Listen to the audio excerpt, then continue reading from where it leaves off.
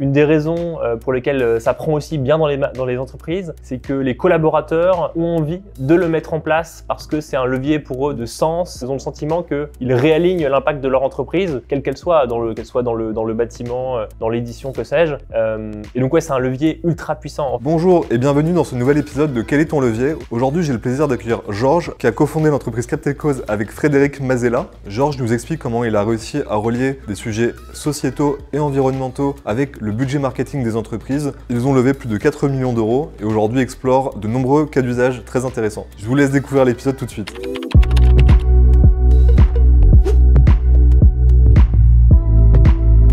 Bonjour Georges, merci d'être présent avec nous aujourd'hui. Donc tu es le cofondateur et le directeur général de Captain Cause. Du coup, vous avez été créé en 2022. Vous êtes aujourd'hui 10 personnes, vous avez levé plus de 4 millions d'euros.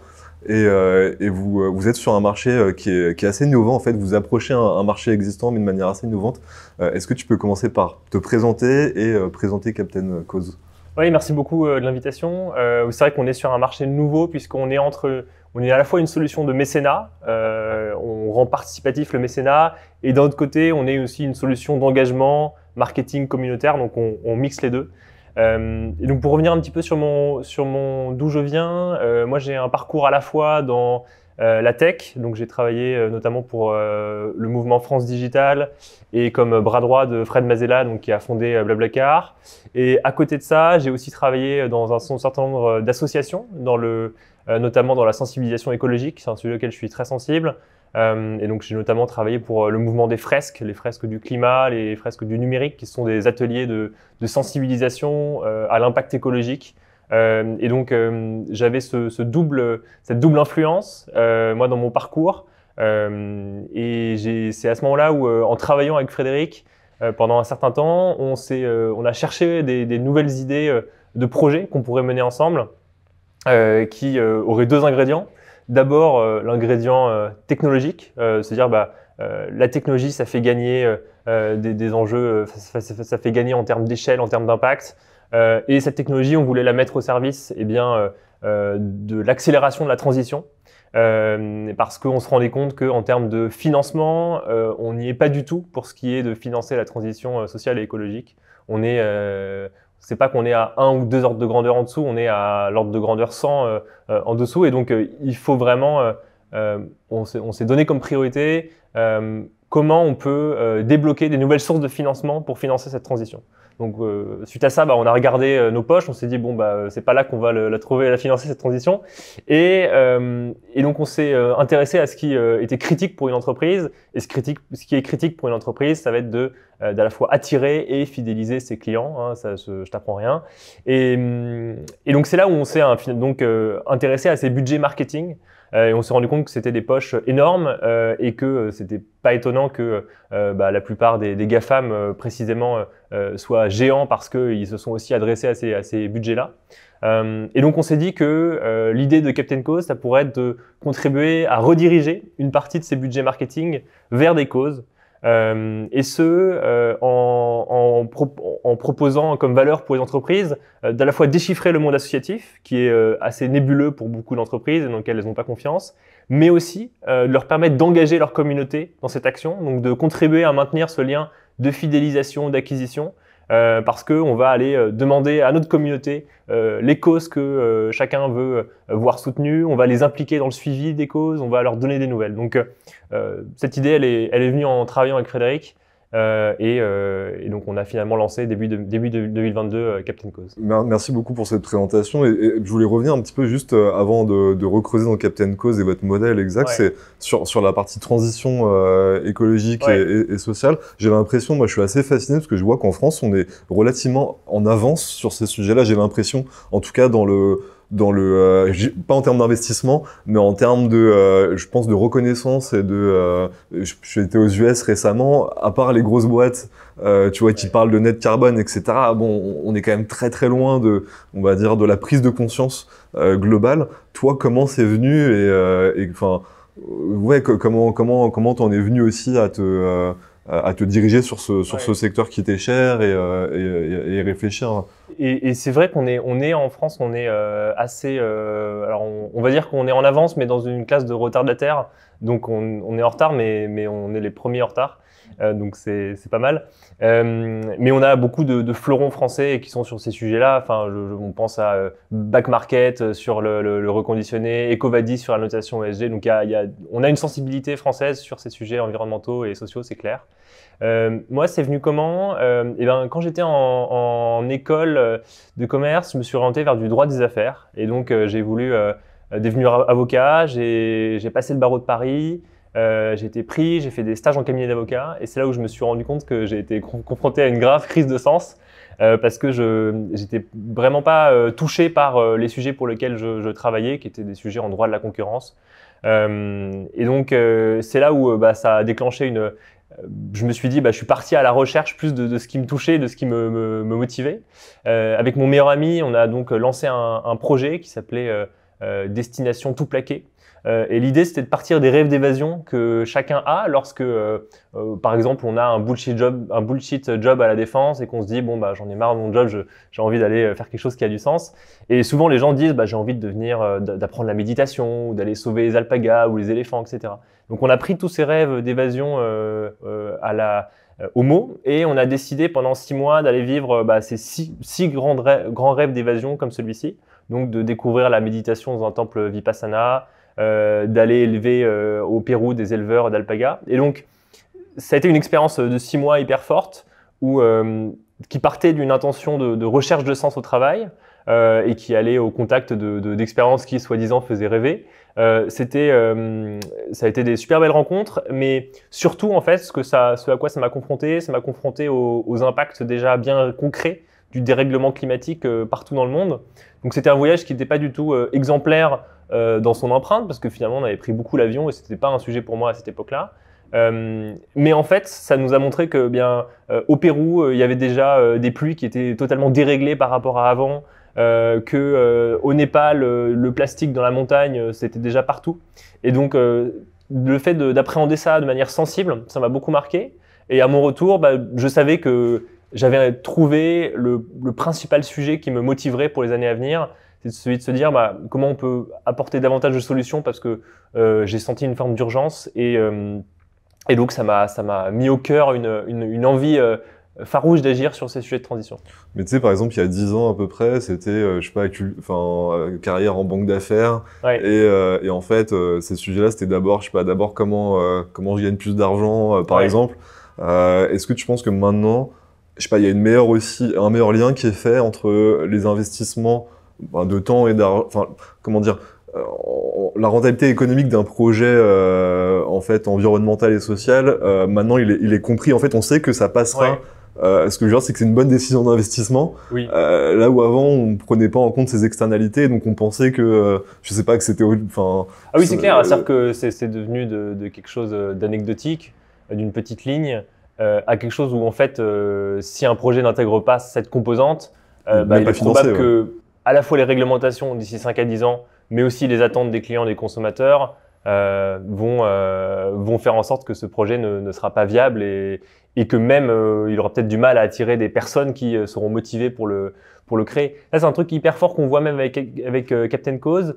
Une des raisons pour lesquelles ça prend aussi bien dans les entreprises, c'est que les collaborateurs ont envie de le mettre en place parce que c'est un levier pour eux de sens, même s'ils le mettent en place pas pour eux directement, mais pour leurs clients, les clients de l'entreprise.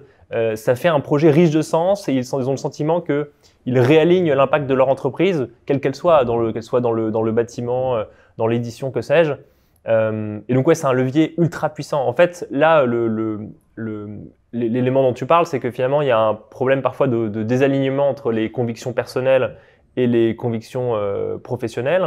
Et en fait, le fait est que lorsque c'est désaligné, eh bien en fait, ça va plus être viable dans les années à venir.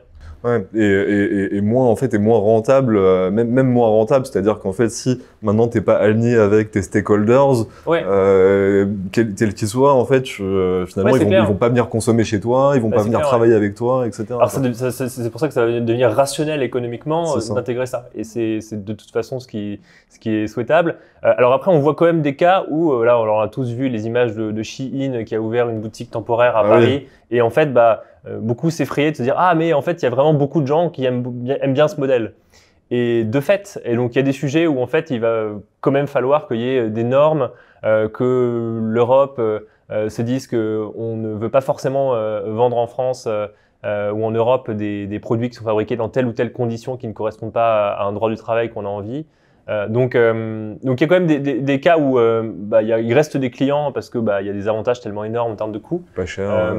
Mais est-ce que c'est vraiment ça dont on a envie? Voilà. Donc le législateur a un rôle, tout le monde a un rôle dans cette histoire. Et je pense que ça va dans le sens d'une bonne maturité. Et donc chez Captain Cause, donc globalement aujourd'hui, quels sont vos concurrents principaux, si je puis dire? C'est d'autres, on va dire, fournis. En fait, aujourd'hui, donc si je reprends, vous prenez des budgets marketing existants qui sont attribués à de la fidélisation, par exemple, de clientèle, typiquement des goodies. Et donc là, historiquement, comment c'était fait? Et comment est-ce que vous changez la donne en termes de proposition de valeur en arrivant auprès de ces clients? Alors, habituellement, une entreprise va vouloir faire plaisir, fidéliser ses clients avec tout type de cadeaux. Donc, ça peut être des goodies, ça peut être des codes promo. Donc, ça, c'est des solutions qu'elle va gérer avec ses prestataires habituels ou avec sa solution de fidélisation. Nous, on vient avec le constat qu'aujourd'hui, parmi les Français, alors on a mené un sondage avec un institut, ça nous a permis de mesurer que plus de 80% des Français seraient prêts à renoncer à certains goodies si le montant pouvait être redirigé à des associations. Parce qu'en fait, on n'y tient pas tellement et ce qui nous fait plaisir, c'est peut-être l'attention. Mais chacun se rend compte ensuite que, en fait, une heure après, on l'a mis dans un placard ou on l'a acheté parce que ça ne nous était pas vraiment utile.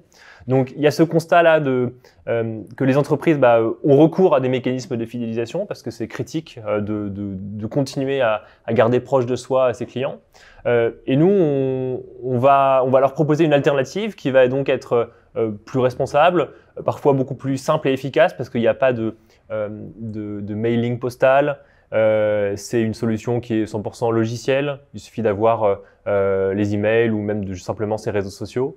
Et donc, ça a une très forte simplicité et ça crée aussi un bouche-à-oreille qui est particulier. Notre solution est nouvelle. Faire un don gratuit, offert par une marque, sans qu'on ait à sortir la carte bancaire, c'est particulièrement peu douloureux et ça fait en fait particulièrement plaisir parce que derrière ça permet de découvrir des projets. Donc tout se passe comme si le captain, comme on l'appelle, celui qui reçoit un don cadeau, va recevoir donc un chèque d'un montant de disons 10 €, 50 €. Et il va pouvoir ensuite sur notre plateforme découvrir toute une sélection de causes, découvrir à quoi va servir l'argent concrètement auprès de ces associations. Et donc, il va pouvoir, selon sa sensibilité, choisir telle ou telle cause. Et nous, ce qu'on voit, et qui est un petit peu une des pépites qu'on a eues en découvrant le projet et en le mettant en place, c'est que les gens se confient beaucoup au moment de choisir telle ou telle cause. Parce que c'est des choses qui résonnent beaucoup avec leur sensibilité personnelle, parce que chacun choisit des combats en fonction de son histoire, et donc c'est quelque chose en fait qui rend les gens particulièrement réceptifs. Et donc ça fait aussi que, comme ça nous fait très plaisir d'offrir un don, les gens en parlent pas mal autour d'eux. Donc on a constaté qu'il y avait un bouche à oreille où chaque personne en parlait à 3 personnes autour d'elle, après soit pour décider du choix des assos, soit pour dire « Ah tiens, on m'a offert ça, c'est original ». Donc en fait, on tient une nouvelle manière de remercier, de récompenser ou de faire plaisir, qui active des leviers hyper différents d'avant. Pas tant l'instinct de propriété, etc., mais la joie de donner, qui est une joie assez intemporelle, et celle aussi donc de partager ça avec ses proches, et derrière d'avoir des nouvelles du projet financé, donc d'avoir aussi une confiance accrue envers l'initiative et la marque qui a donné. Ouais, c'est totalement différent en termes d'expérience d'avoir un projet que tu suis, que tu vois évoluer à la fois en termes de curiosité. J'imagine que tu découvres parfois un nouveau secteur, voilà, d'autres gens, etc. Enfin, c'est cool, quoi. Et c'est autre chose que de recevoir un goodies ou une place ou un truc que tu consommes. Là, tu vois quelque chose se développer grâce aux dons que tu fais. C'est ce que tu dis, c'est-à-dire que c'est un projet vivant, un projet associatif, à savoir que c'est pas… et donc tu peux en avoir des photos, des vidéos, des chiffres. T'es fier aussi de contribuer à ça, quoi. Exactement, et donc cette fierté elle est hyper importante parce que c'est aussi ça qui fait que le don c'est quelque chose que tout le monde connaît. Ça existe depuis des millénaires. Et donc c'est aussi la force du dispositif, c'est que chacun sait ce qu'est un don et va pouvoir donc facilement se projeter dans l'usage. Donc nous on va pouvoir avoir des opérations où il y a 80-90% des cibles qui participent. Tout simplement parce que chacun comprend en quoi ça ressort et va pouvoir être super heureux d'agir. Est-ce que c'est pas même une première porte d'entrée potentiellement où la personne qui reçoit le don pourrait derrière réinvestir pour soutenir encore davantage parce que finalement elle découvre que c'est une cause parce que c'est peut-être le premier pied aussi dans le secteur associatif. Ouais. Comme on disait. Je le vois vraiment comme ça, ouais. Parce qu'en fait, il s'agit de mettre, il s'agit de raconter des belles histoires d'impact à tout le monde. Et donc ça, en fait, même aux gens qui n'y croyaient pas forcément ou qui se méfient du monde associatif, essayez pour voir, ça ne vous coûtera rien et c'est offert par telle entreprise, par votre entreprise ou cette boîte dont vous êtes client. D'accord. Et donc, la beauté, c'est que c'est hyper dur aujourd'hui en France, même si on y est très sensible et plus sensible que la moyenne, d'avoir des actions à impact positif que tout le monde peut faire. Tout le monde ne peut pas donner une journée pour une association avec les contraintes de chacun, etc. Tout le monde ne peut pas forcément aussi faire un don financier, tout le monde n'a pas forcément les moyens. Et donc nous, à l'inverse, ce qui est possible de faire, c'est de distribuer des dons gratuits, ça prend 5 minutes et tout le monde peut le faire. Et donc ça rend le mécanisme super universel et ça en fait aussi un super outil de sensibilisation qui est plus simple et puissant que beaucoup d'autres. Et du coup, est-ce que tu as une idée des budgets qui sont dépensés justement en fidélisation à l'année par les boîtes? Je sais pas si tu as ce type de stats. Alors, j'ai plutôt des proportions. C'est pas forcément des choses qui sont toujours faciles à estimer, mais on estime que ce sont les entreprises de 10 à 25% des budgets marketing au global vont être dépensés vers de la fidélisation.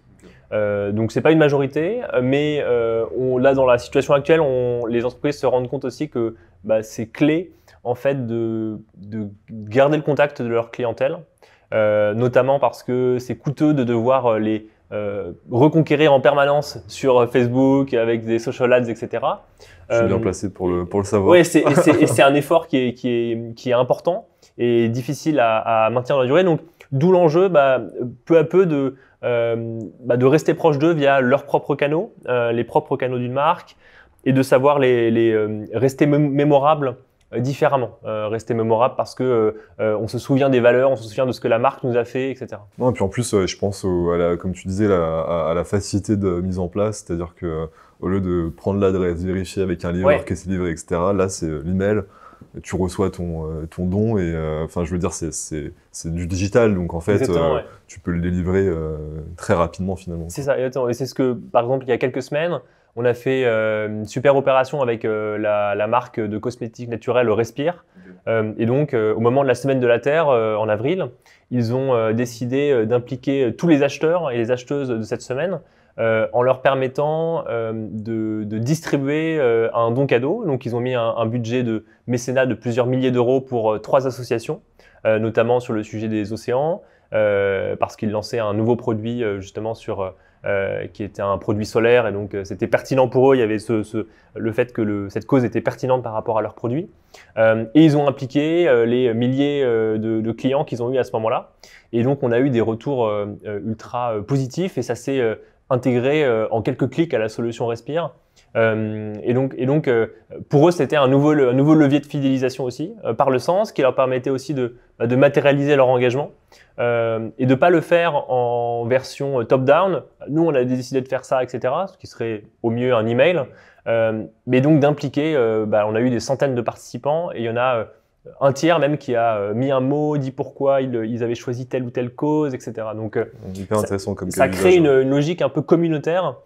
Et là, on a eu on a eu des centaines de personnes qui ont laissé ces mots et qui sont donc les personnes les plus engagées et qui ont dit pourquoi cette telle cause était importante pour soi, etc. Donc ça préfigure un petit peu les marques de demain qui ont au cœur de leur mission un engagement pour des causes qu'elles cultivent avec leur communauté.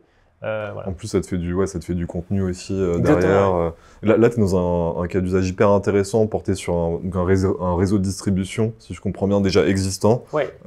Mais je comprends mieux le côté acquisition aussi. Tu pourrais très bien imaginer ça sur une opération comme telle, mais sur des nouveaux clients où il y aurait quelque chose à gagner en fait. Enfin, voilà, quelque chose d'un peu innovant en termes de com derrière à faire passer.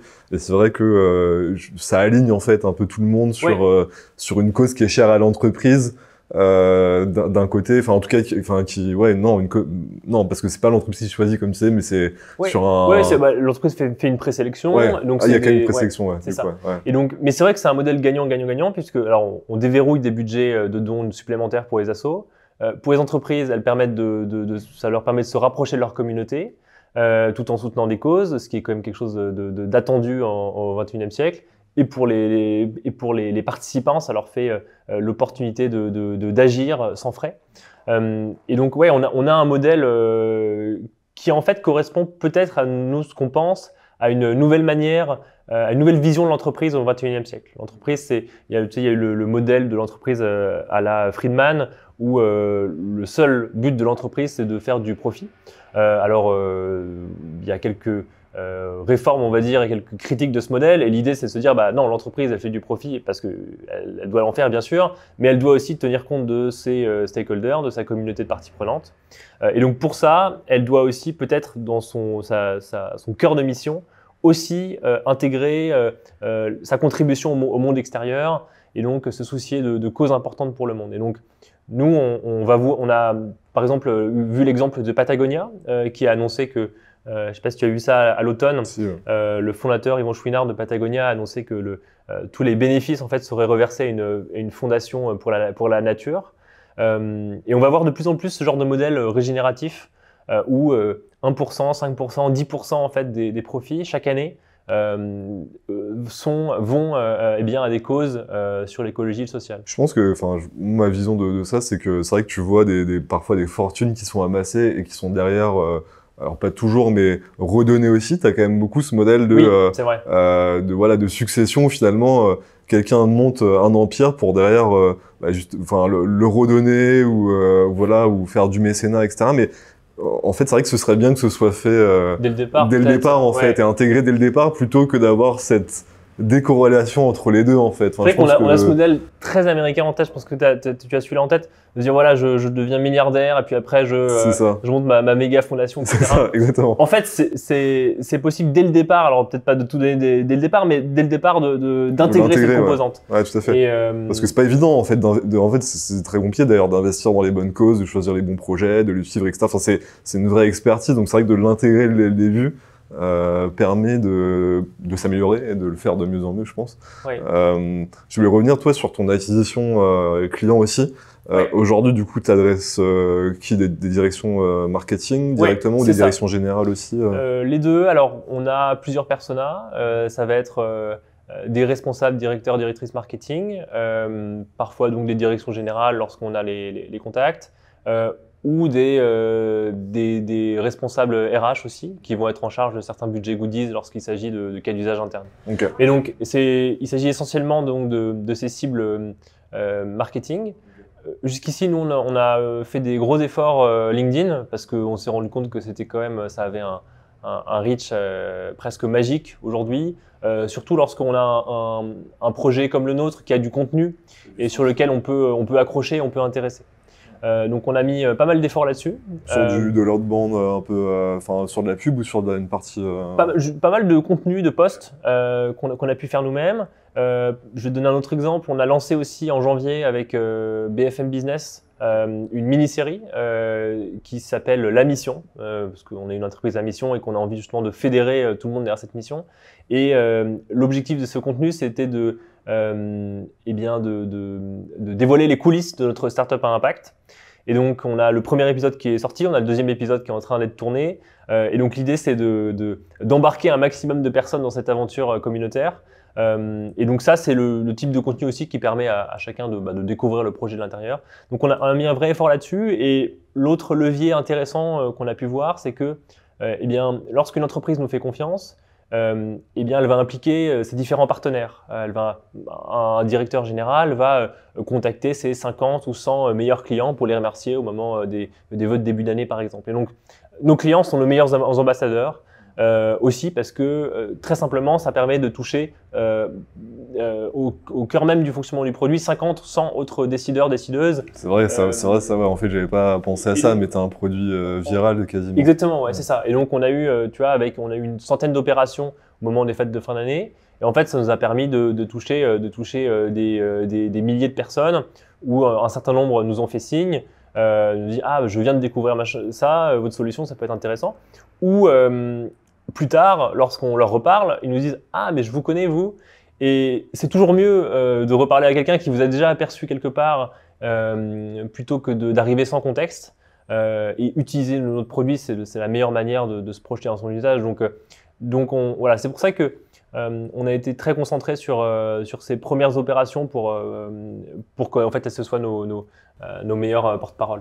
Donc en fait, toi, tu t'adresses aux directions marketing, tu les chasses entre guillemets sur LinkedIn. Derrière, tu as un produit, vu qu'il est distribué à des clients, où potentiellement eux ils t'identifient et toi aussi, et donc tu peux prendre contact avec eux et voilà, et grandir comme ça. Et ton modèle, c'est un pourcentage globalement de l'enveloppe. C'est ça, exactement. C'est alors on a des frais d'abonnement annuel, mais le modèle sur les flux, c'est de 8%. C'est la moyenne des plateformes de crowdfunding. L'idée, c'est de pouvoir, c'est en plus du don. Et l'idée, c'est que ça permet à la fois de pas trop grever le don tout en nous permettant de nous rémunérer. Bien sûr. Et j'ajouterais aussi que là, dans cette phase actuelle, en fait, on est en exploration aussi sur beaucoup de choses. On a encore une petite équipe, on est 10, et on débloque des nouveaux cas d'usage. Et donc là, on a lancé le produit don cadeau qui marche très bien et qui est une superbe alternative aux goodies. Et là, ce qu'on est en train de faire, c'est de lancer aussi des nouvelles manières d'utiliser le don cadeau au cœur même de différents produits. Donc sur ça, là, on est plutôt à construire des premiers cas d'usage et à être hyper appliqués pour derrière les dupliquer, les faire x10, x100. Je vais te donner un exemple, par exemple, il y a une application de cashback, de coupons qui s'appelle Coupon Network, qui est utilisé par des centaines de milliers de personnes en France, qui permet aux gens d'avoir des réductions sur leurs courses s'ils scannent ensuite leur ticket de caisse, parce qu'ils sont venus depuis cette application jusqu'à leur retailer, leur magasin. Et donc en fait, ces applications cherchent aussi à événementialiser et à activer davantage de clients. Et le levier que cette application par exemple a choisi là courant tout le mois de juin, c'est d'offrir un don cadeau en plus du remboursement que chaque personne va pouvoir bénéficier. Et donc à chaque fois que je bénéficierai d'un remboursement, je pourrais faire un don cadeau de 10 centimes à la cause de mon choix. Et ça fois des dizaines de milliers de fois. Et donc pour eux, c'est une manière de levier, d'aligner aussi on va dire fin du mois et fin du monde, à savoir que le pouvoir d'achat est un sujet clé, mais aussi la solidarité. Et donc, ils ont décidé d'en faire un levier de gamification et d'activation client. Et on pense que ils vous intègrent. C'est ça, on s'intègre en API avec eux. Et donc, ça va être une manière superbe de créer de l'activation et de la fidélisation. Et on a vocation à le refaire ensuite lors de d'autres temps forts.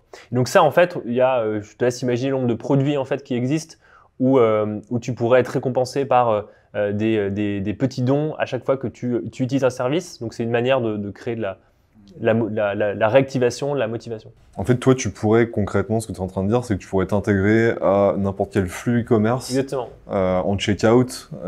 Tiens, tu as fait un don, choisis. Ouais. Où est-ce que tu fais un don, quoi. Exactement. C'est des choses auxquelles on réfléchit parce que l'idée, c'est que y a beaucoup d'expériences qui pourraient bénéficier de ça parce que tu t'ajoutes une forme de récompense solidaire D'ailleurs, c'est quasiment déjà le cas, si je dis pas de bêtises, sur des, tu sais, quand tu check out et, chez ça, Carrefour ou quoi. C'est ça. Alors là c'est un super modèle qui s'appelle l'arrondi, qui est mis en place par Microdon. Et là, le don est à ta charge. Et donc, nous, l'idée, c'est plutôt que ce soit l'entreprise qui fasse l'effort et toi qui puisses choisir la cause. Et derrière, en avoir des nouvelles, etc. Donc, toute une expérience de fidélisation. Mais effectivement, c'est des intentions assez parallèles. Ce qui est intéressant, c'est que c'est un cas d'usage qui existe un peu dans une forme différente, mais qui est déjà, je veux dire, c'est hyper innovant, mais tu sais qu'il y a un marché, quoi. C'est clair, c'est clair. Alors, en Microdon, en à peu près 10 ans d'existence, ils ont reversé 50 millions d'euros, mais la plupart, c'est sur les 2-3 dernières années. Parce qu'il y a eu une accélération et toutes les marques se disent, bah oui, il faudrait qu'on fasse ça, qu'on mette ça dans tous nos terminaux de paiement. C'est génial, ouais, c'est hyper intéressant. Et du coup, toi, en termes juste de gros objectifs, là, parce que tu parlais du fait de découvrir aussi et de construire vos cas d'usage, est-ce que c'est quoi tes objs, on va dire, pour les 12 prochains mois? Est-ce que tu vois ça en volume d'affaires, de dons? Oui, alors déjà, nous, on a un très gros objectif global chez Captain Cause, c'est de se dire que d'ici 5 ans, on a envie de rediriger 1 milliard d'euros vers des associations. Et donc ça, à plus court terme, ça veut dire que dès cette année, on sera sur un volume de plusieurs millions d'euros qui vont être redirigés. Là, en 6 mois depuis le lancement, on a déjà atteint un demi-million d'euros, alors qu'on n'était pas une solution connue et que l'élément clé dans le don, c'est la confiance en la plateforme, est-ce qu'ils ont un bon track record, etc. Donc, on est déjà hyper content de ce démarrage et on sait que ça va s'accélérer parce qu'on a aussi beaucoup de conversations avec des grands comptes sur des opérations où là, les ordres de grandeur, c'est plusieurs millions, voire plus de 10 millions d'euros de dons. Et donc, voilà, on sera dès cette année sur des millions d'euros reversés à des associations. Et moi, mon KPI important, ça va plutôt être de comprendre quels sont les nouveaux cas d'usage produits qu'on va pouvoir débloquer et qui vont pouvoir derrière se dupliquer. Et donc, cette intégration en API d'un reward solidaire, c'est quelque chose de très important. Et donc, on met particulièrement d'efforts. Un autre exemple aussi qui est clé pour nous, c'est l'intégration dans les programmes de fidélité pour dépenser ses points. Il y a des centaines de programmes de fidélité et donc on pense que là on est en train de le faire avec une très belle marque et on pense que derrière on pourra dupliquer ce cas d'usage des dizaines de fois. Donc là tu cherches le cas d'usage qui va pouvoir s'industrialiser un peu plus avant de dire ok je staff là-dessus à fond et okay. C'est ça, ouais. Et en termes juste j'avais une question sur tes cibles. Tu te dis davantage, enfin, tu réfléchis justement à cette manière industrielle. Donc, ça veut dire que j'imagine que tu as besoin de grosses boîtes, finalement, de cibler des grosses boîtes qui ont du volume. Est-ce que c'est ça, en fait, aujourd'hui, tu t'adresses plus à des... Alors, aujourd'hui, dans cette phase là où on s'est lancé il n'y a pas longtemps, il est quand même intéressant d'avoir une assez bonne rapidité d'exécution. Et donc, ça veut pouvoir dire aussi de ne pas forcément viser les plus grands comptes sur lesquels il va y avoir des enjeux par défaut d'international, d'alignement de beaucoup de décideurs. Donc, on va aussi avancer avec des ETI et des comptes plus intermédiaires qui vont nous permettre d'aller plus vite aussi. Maintenant, on a plusieurs casseroles sur le feu et l'idée, oui, si on veut avoir du volume, parce que c'est notre intention et si ce projet, on veut qu'il ait un impact énorme, eh bien ça implique d'aller parler à ces plus grandes entreprises qui ont des communautés énormes, etc. Donc, il nous faut aller vite quand même et il nous faut viser de l'impact dans un second temps, donc on fait un petit peu les deux. T'as un double focus. Ouais, c'est ça. Alors, on commence à se faire connaître, à se faire identifier des partenaires. Mais là, pour travailler concrètement sur le produit, il nous faut en fait, il nous a fallu surtout trouver les premières marques qui voulaient déjà faire ce qu'on voulait, mais n'avaient pas les outils. Et donc, en fait, ces marques-là, elles existent puisque marché captif un peu. Ouais, en fait, l'idée, c'est que il y a une phrase de Victor Hugo que j'aime bien qui dit rien n'est plus puissant qu'une idée dont le temps est venu. En fait, cette idée-là, elle est globalement venue. Lorsqu'on est arrivé avec notre solution, il y a des dizaines de boîtes qui nous ont dit on faisait déjà un petit peu ça, mais à la main, etc. Et des dizaines qui nous ont aussi dit on voulait le faire, mais on savait pas comment le faire. Et donc, on sait que c'est une idée dont le temps est venu. Donc la plus grande facilité, c'est de commencer avec ces entreprises qui voulaient déjà le faire pour aller vite et ne pas avoir à faire l'effort de conviction qui prend du temps et qui demande de convaincre. On innove, donc forcément, ce sera beaucoup plus simple pour toute une série de personnes ensuite de voir que ça a marché une fois pour vouloir le faire eux-mêmes. Donc, là, c'est toi sur le sales ou vous avez des oui, sales alors on a une personne sur le commercial et sinon on s'en occupe avec Frédéric. L'idée c'est que à ce stade encore jeune du projet, le projet il est porté plus simplement par l'équipe fondatrice. Aussi parce que c'est parfois mouvant, à savoir que et donc c'est plus simple aussi pour nous de capter tous ces signaux clients, de savoir ce avec quoi on est à l'aise ou pas. Bien donc, sûr, ouais. de conceptualiser aussi vos offres au fur et à mesure. C'est ça. Et donc sur le produit qui est déjà bien cadré, à savoir le produit des dons cadeaux, on a une responsable commerciale qui là a des objectifs plus définis et qui est dans un cadre plus clair et qui lui permet de mieux savoir comment vendre. Ok. Bah écoute, génial, franchement, bravo. Genre, j'adore le projet, c'est hyper passionnant d'en parler. Je te remercie d'être venu aujourd'hui et je te souhaite un excellent développement. Merci beaucoup Étienne, merci beaucoup pour le coup de projecteur et cet entretien. À très vite. À très vite. Merci beaucoup d'avoir regardé cet épisode. Si vous avez apprécié le contenu, je vous invite à liker, partager et suivre la page afin de voir les prochains épisodes.